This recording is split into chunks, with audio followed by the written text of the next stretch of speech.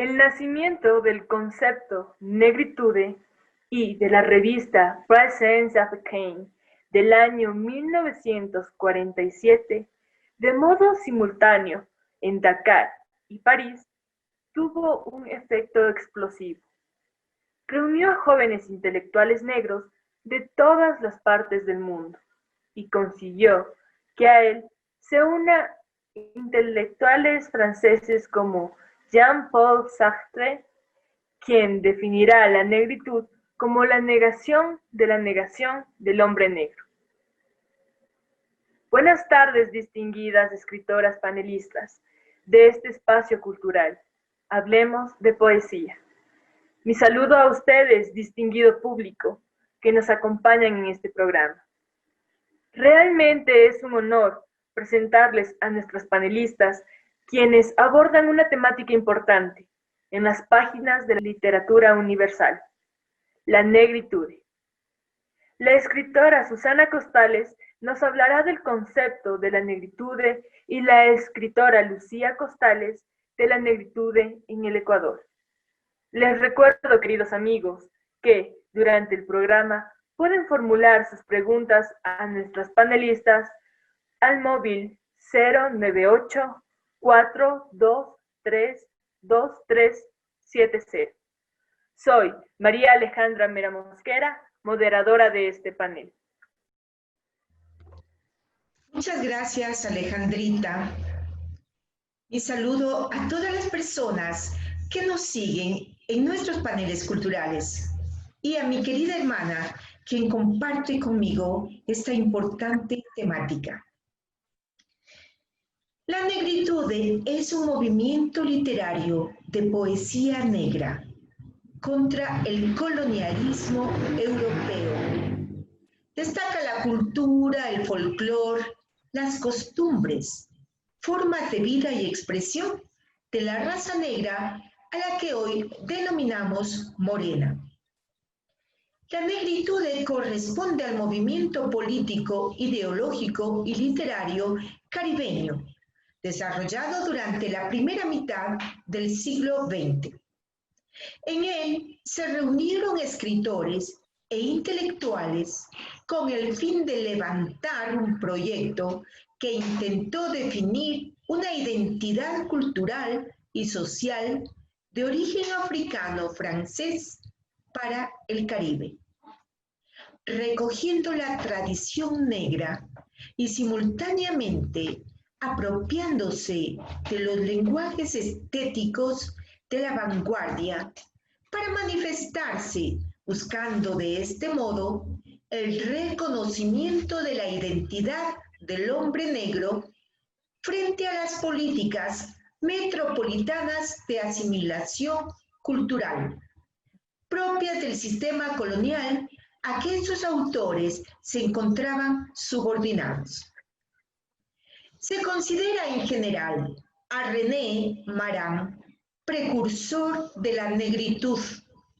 Según la especialista en literatura negra, Liliane Castelot, fue en junio del año 1932, con la publicación de Legítima Defensa por un grupo de estudiantes que se formó la negritud. El nacimiento de este concepto y el de la revista Presence Africaine, de modo simultáneo en Dakar y París, tendrá un efecto explosivo. Reúne a jóvenes intelectuales negros de todas las partes del mundo y consigue que a él se unan intelectuales franceses como Jean-Paul Sartre, quien definirá la negritud como la negación del hombre negro. Según Senghor, la negritud es el conjunto de valores culturales de África negra. Para Césaire, esta palabra designa en primer lugar el rechazo ante la asimilación cultural, rechazo de una determinada imagen del negro tranquilo, incapaz de construir una civilización, Lo cultural está por encima de lo político. La negritud tuvo su periodo de gloria hasta el año 1960, cuando surgió contra ella un movimiento de reacción, considerándola anacrónica e inoperante en su vertiente senghoriana, demasiado teórica y exageradamente realista. De este modo, algunos escritores negros o criollos criticaron el concepto al considerar que era demasiado simplificador. El propio Césaire se apartó del término al considerarlo casi racista. Se trató de un concepto que se elaboró en un momento en el que las élites intelectuales indígenas de raza negra, tanto antillanas como africanas, se encontraban en la metrópoli. Tenían unos puntos en común bastante difusos: el color de piel, idioma colonizador y sobre todo que no resultaba sencillo establecer vínculos. De hecho, algunos autores opinan que relaciones de amistad personal fueron lo que más contribuyó a forjar unas identidades comunes. En los años 60, Aimé Césaire consideraba que la palabra negritud corría el riesgo de convertirse en una noción de división, cuando no se la situaba en su contexto histórico de los años 30 y 40. Los orígenes de la presencia africana en la literatura de América son bien conocidos. El tema negro había entrado ya en la poesía y en el teatro del siglo de oro español. Se trataba de un motivo folclórico. Lope de Vega, se sabe, lo introdujo con frecuencia en sus comedias religiosas, en las letras para canto y baile. Por ejemplo, El capellán de la Virgen y La limpieza no manchada. Un entremés de negros, escribió Simón Aguayo. Góngora introdujo diálogos de negros en sus nacimientos. Personajes femeninos negros se encuentran en Los engaños y en Eufemia, de Lope de Rueda. Luis Quiñones de Benavente escribió: El negrito hablador y sin color anda la niña. Quevedo tampoco dejó de mencionar al negro en su poesía. Pero en América, y precisamente en México, ya en los albores de la colonia, Sor Juana Inés de la Cruz, heredera de la tradición literaria de España y al mismo tiempo de la espiritualidad indígena, daba una interpretación distinta en la substancia de la presencia africana en el naciente mundo colonial. Siglos después, José Hernández, intérprete de una nueva conciencia del significado del hombre, establecerá en la novela Martín Fierro la misma igualdad entre negro y blanco, al signo del dolor, no del amor hacia Dios, como lo hizo Sor Juana, reconociendo que Dios les dio a blanco y negro colores distintos, sin declarar los mejores, y que les mandó iguales dolores bajo de una misma cruz. Él pone de relieve la inevitable evidencia de los hechos. Mas también hizo la luz y para distinguir los colores. La posición de Hernández interpreta una exigencia de justicia que corresponde a la nueva sensibilidad del romanticismo, a un concepto nuevo del hombre que abandona los viejos prejuicios raciales. En nuestro siglo, Luis Alberto Sánchez afirmó que la ausencia del elemento africano, además del perjuicio económico que hubiera implicado, sería para América una amputación sensorial. En época más próxima a nosotros, un poeta, Pablo Neruda, debía confirmarlo de manera sugestiva, interpretando al mismo tiempo el valor humano, las dotes de soportación y la vitalidad insuprimible de la raza. Negros del continente al nuevo mundo, habéis dado la sal que le faltaba. Sin negros no respiran los tambores, sin negros no suenan las guitarras. Inmóvil era nuestra verde América hasta que se movió como una palma, cuando nació de una pareja negra el baile de la sangre y de la gracia. En el ámbito de la poesía, esta se ha ido enriqueciendo a través de la contribución negra, sobre todo en las Antillas, de elementos sensuales, de color y música, que contaminaron felizmente en la época contemporánea hasta poetas españoles como García Lorca y Alberti. Cantos anónimos debieron aparecer en América, llevados desde las tierras africanas, y luego expresiones corales de la situación en que el importado vino a encontrarse. El drama de la esclavitud, la condición de dolor, la sátira como expresión de protesta, debieron ser argumento del canto negro compuesto en América.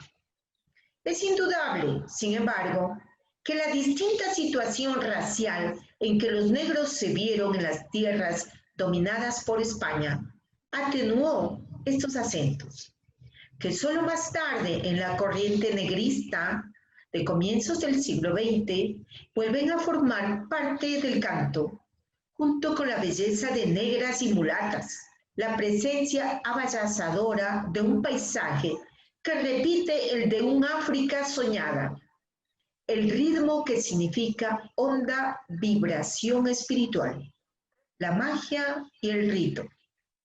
No podemos olvidar que precisamente poemas de Ildefonso Pereda Valdés, publicados en la revista de Avance el año 1928, dan nacimiento a la poesía afro-cubana.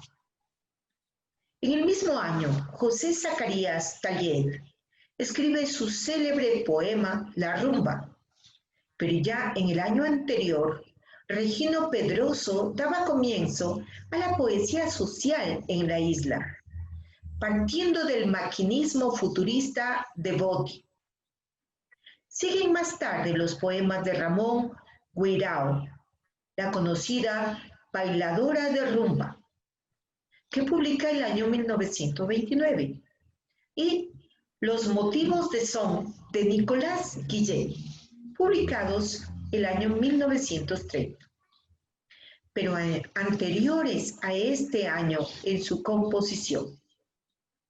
En Puerto Rico, Luis Palés Matos, ya desde el año 1926, había iniciado, a través de sus poemas de tema negrista, la difusión de esta modalidad poética en el ámbito insular. En Cuba, Emilio Baliagas, autor de la conocida Elegía de María Belén Chacón, escribía otra rumba y la famosa comparsa habanera, y se transformaba en el más entusiasta difusor continental de la nueva poesía. En particular, años más tarde, su Mapa de la Poesía Negra Americana, publicada el año 1946, sucesivo a la Antología de la Poesía Negra Hispanoamericana y a la publicación de Órbita de la Poesía Afrocubana de Ramón Guirao, editada el año 1938, marca un momento fundamental en la toma de conciencia del valor de la poesía negrista, por encima del fácil folclorismo. El tema negro, se sabe, habíase vuelto moda en Europa a partir de 1910. En París de la posguerra, el tema tuvo éxito en la literatura y las artes. La difusión del jazz, la danza llevada a Europa por Josephine Baker, los fetiches de Picasso descubrieron la existencia de una entidad artística nueva. Y en los cantos de los negros norteamericanos, el gran caudal poético de una raza por tanto tiempo casi inexistente para la cultura occidental. Es justo subrayar que la poesía negrista constituyó para el mundo hispanoamericano una toma de conciencia, también en lo que se refiere a una presencia determinante de civilización. La mitización del África significa el encuentro con su espíritu, o sea, concretamente con los antepasados pervivientes, con todo lo que ello implica de revolucionario en el concepto de la vida y la muerte. Necesariamente tengo que referirme a un fragmento del poema Me gritaron negra, de la escritora Victoria Santa Cruz. Tenía 7 años apenas 7 años. ¿Qué 7 años? No llegaba a 5 siquiera. De pronto unas voces en la calle me gritaron negra. Negra, negra, negra, negra, negra, negra. ¿Soy acaso negra?, me dije. Sí. ¿Qué cosa es el negra? ¿Negra? Y yo no sabía la triste verdad que aquello escondía. Negra. Y me sentí negra. ¿Negra? Como ellos decían, negra. Y retrocedí, negra. Como ellos querían, negra. Y odié mis cabellos y mis labios gruesos, y miré apenada mi carne tostada. Y retrocedí, negra. Y retrocedí. Negra, negra, negra, negra, negra, negra, negra. Negra, negra, negra, negra. Negra, negra, negra, negra. Y pasaba el tiempo, y siempre amargada, seguía llevando a mi espalda mi pesada carga. ¿Y cómo pesaba? Me alacié el cabello, me polveé la cara, y entre mis entrañas siempre resonaba la misma palabra. Negra, negra, negra, negra, negra, negra, negra. Hasta que un día que retrocedía y que iba a caer. Negra, negra, negra, negra, negra, negra, negra, negra, negra, negra, negra, negra, negra, negra, negra. ¿Y qué? ¿Y qué? Negra, sí, negra soy, negra, negra, negra, negra soy, negra, sí, negra soy, negra, negra. Muchas gracias. Buenas tardes, querido y distinguido público que semana a semana nos escucha. Muchas gracias, señorita moderadora. Susi, compañera, escritora, hermana. El primer domingo de octubre de cada año se celebra el Día de la Negritud Ecuatoriana. Esta importante fecha para la comunidad afroecuatoriana fue establecida por el Congreso Nacional en 1997. La comunidad afroecuatoriana solicita a las instituciones locales y nacionales incluir este festejo en sus programaciones para favorecer la terminación de cualquier forma de racismo y discriminación en el Ecuador. El Banco Central del Ecuador y las otras instituciones y organizaciones que han colaborado para organizar las actividades tienen como objetivo que el pueblo participe en la celebración de tan importante fecha para los afro, como un reconocimiento a la diversidad étnica y cultural del país. La cultura de la negritud ecuatoriana recoge la identidad histórico-cultural de un pueblo enraizado a las culturas libertarias de los pueblos mestizos y de las nacionalidades indígenas del país. El asentamiento de las minorías negras en estas tierras tiene sus particularidades. En todos los países donde se han enraizado dichas culturas, hasta hacerlas propias en cada territorio, donde se protegieron y enriquecieron dichas culturas ancestrales, como recoge el poema de Antonio Preciado. Que somos muy de aquí, somos de casa, con el dolor pegado a la piel, a las manos. Por eso es que en tu muerte estoy muriendo y siento que resbalo por tu lágrima. Por eso es esta herida que me duele, enorme, abierta, hermana. Por eso los mineros de Bolivia me duelen en el alma.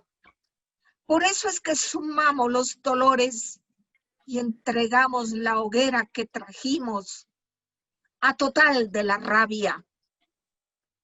La negritud ha construido su propia literatura y arte, cultos en cada país donde solidifica la riquísima conciencia, el reconocimiento de su condición de pueblos explotados y oprimidos, que forma un amplio abanico universal que el poeta y político de la Martinica, Aimé Césaire, y otros intelectuales negros elevaron a la connotación de cultura de la negritud que el combatiente revolucionario, también de la Martinica, Frantz Fanon, doctor en psicología e internacionalista integrante del Frente de Liberación de Argelia, donde militó hasta su temprana muerte por leucemia, resumió en algunas de sus obras, de entre las cuales la más conocida es Los Condenados de la Tierra, que circulaba entre la intelectualidad negra de Esmeraldas en los años 70. Esta fusión de la cultura de la negritud hasta la orilla de su condición de clase, de pueblos negros oprimidos por el capitalismo y el imperialismo, en su característica fundamental, recogida por la literatura del negro Adalberto Ortiz, en su novela de defensa de la cultura de la negritud, Juyungo, igual que en sus cuentos y poesía, acompasada por la literatura del mulato Nelson Estupiñán Vaz en su novela clásica. Cuando los guayacanes florecen, obra de Nelson Estupiñán. Cuando los guayacenses florecían, más avanzada política y culturalmente, aunque con un hierro político en la visión de la causa que le generó la guerra de Concha, pero esencialmente condimentada con una visión de clase que se recrea en la pelea a muerte entre un soldado oficialista indígena y un combatiente negro, que brota de una carta que el insurgente negro triunfante en la batalla recoge de su bolsillo y lee, a través de la cual aflora que tanto el representante de la minoría étnica negra como el del pueblo indígena han sido explotados y oprimidos en las haciendas de la sociedad feudal capitalista. Argumento de la novela: el Huyungo del escritor esmeraldeño Adalberto Ortiz. Ascensión Lastre es un negro adolescente que vive insatisfecho con su familia, inspirado por la imagen heroica de su tío, que luchó durante la Guerra Civil de Carlos Concha Torres. Un bandido llamado Cátulo Canchingre le enseña a leer y escribir y lo introduce al mundo del contrabando. En uno de los trabajos, los indígenas Cayapa de la zona lo apodan como Huyungo, que significa diablo en su lengua y que se convierte en el apodo de ascensión por el resto de su vida. Junto a un grupo de amigos, Huyungo va a trabajar a la finca de Don Clemente, Ayoví, en la isla Pepe Pan. Aunque son constantemente estafados, un gringo llamado Mr. Hanks eventualmente compra la tierra. Pero ante la resistencia de Don Clemente y de los trabajadores, ordena prenderle fuego a la comunidad, causando la muerte del hijo de Huyungo y la locura de su mujer. Huyungo se venga matando a Mr. Hanks, pero la comunidad completa se dispersa. La muerte de su hijo impulsa a Huyungo a unirse al ejército ecuatoriano durante la guerra del 41 contra Perú. Pero es asesinado por soldados peruanos mientras buscaba comida. Alberto Morcú, Juan Cagua y Pedro Tamayo son tres afroecuatorianos de Esmeraldas que deciden unirse a la vuelta de Carlos Concha Torres para vengar el asesinato de Eloy Alfaro. El capitán reclutador se halla extrañado de su condición de conciertos, pero el concertaje había sido abolido por Alfaro varios años atrás. La dueña de la hacienda, donde eran obligados a trabajar, doña Jacinta, intenta impedir que los tres peones se marchen, pero el capitán le encara y le deja claro que había perdido el poder sobre ellos. Doña Jacinta jura vengarse. Empieza con pie derecho la ofensiva, derrotando al ejército ecuatoriano, compuesto principalmente por soldados de la sierra, en varias de las primeras batallas. Eventualmente las fuerzas conchistas empiezan a propasarse en su accionar, ejecutando personas inocentes y robando ganado de haciendas asediadas. Los tres conciertos rechazan los abusos de algunos de sus dirigentes, pero su posición les obliga a aceptar los sucesos con estoicismo. Cuando la rebelión es derrotada, los combatientes conchistas resumen sus actividades cotidianas, pero el gobierno nombra a varios blancos para pacificar la provincia. Las nuevas autoridades provinciales abusan del pueblo y traen condiciones de vida aún peores que las que ya existían antes de la revuelta. Pedro Tamayo cae preso y es llevado a Quito, mientras Alberto y Juan son engañados por las autoridades y apresados en Esmeraldas, donde doña Jacinta los encuentra y llega a un acuerdo con el intendente de policía para que vuelvan al concertaje. Un día antes de ser llevados a la hacienda de doña Jacinta, los desconciertos logran escapar de la cárcel. El intendente envía un pelotón de soldados para capturarlos, quienes encuentran y asesinan a Alberto y a Juan. Aún luego de reconocer que en realidad eran inocentes y que los verdaderos criminales eran aquellos con poder. Excelente participación de las dos hermanas Costales, miembros de la Asociación de Escritoras Contemporáneas del Ecuador, Matriz Chimborazo. La señora Jenny Luna le pregunta a la escritora Susana Costales, ¿cuál es la diferencia entre negritud y negrismo? Se denomina negrismo a un movimiento de carácter literario propio de las Antillas en el Mar Caribe. Este movimiento se desarrolló a comienzos del siglo XX y se caracterizó por el énfasis en la cultura y problemáticas de la sociedad negra, promoviendo su cultura. Y la negritude es un movimiento político, ideológico y literario caribeño desarrollado durante la primera mitad del siglo XX.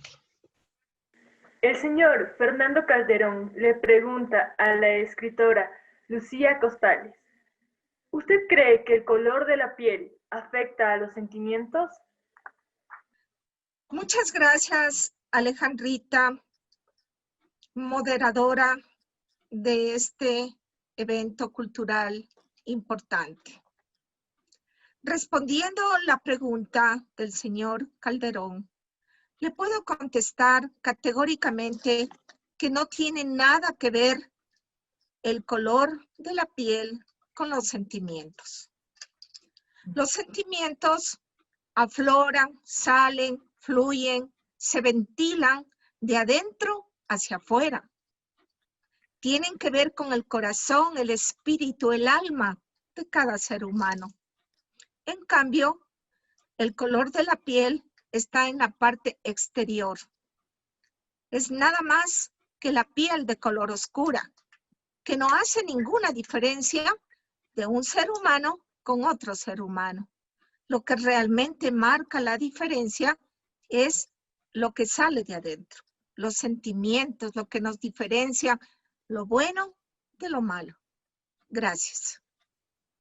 Muchas gracias a nuestras queridas escritoras, las hermanas Costales, por su magnífica participación en este encuentro con el conocimiento literario. Gracias a ustedes, amigos, que nos ofrecen su tiempo y comentarios para continuar compartiendo literatura.